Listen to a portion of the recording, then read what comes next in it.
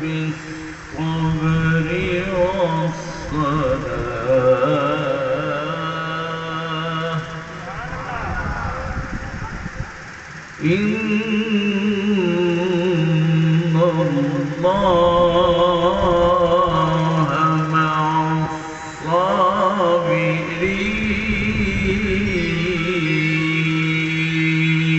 الصابرين ولا تقولوا لمن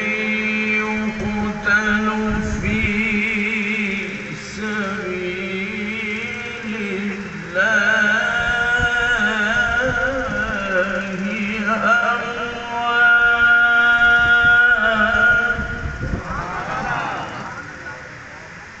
بل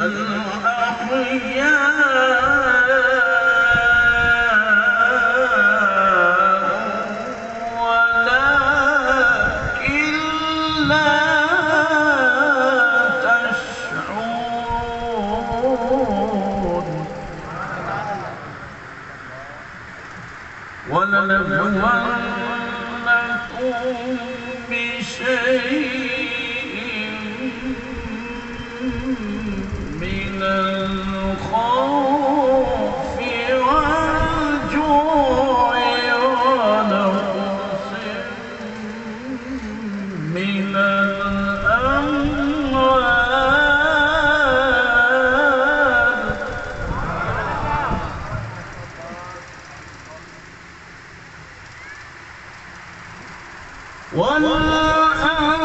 والأنفس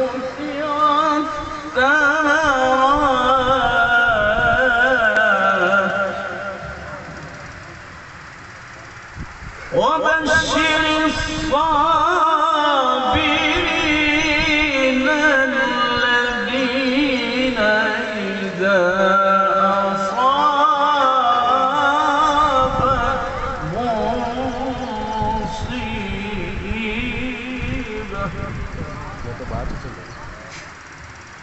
قالوا إنا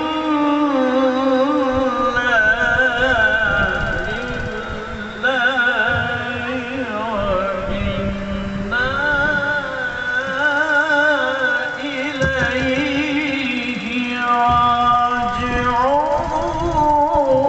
راجعون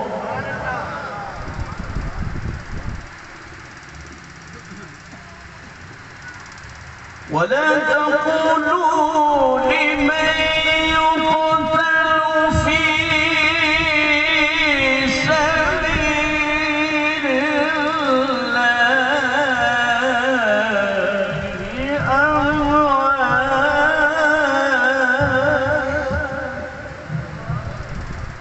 بل أحياء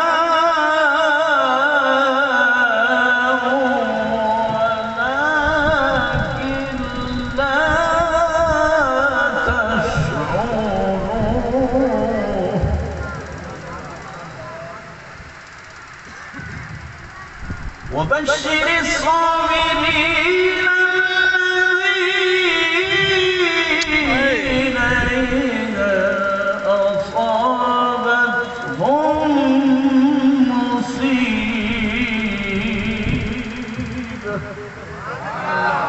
قالوا إنا لله وإنا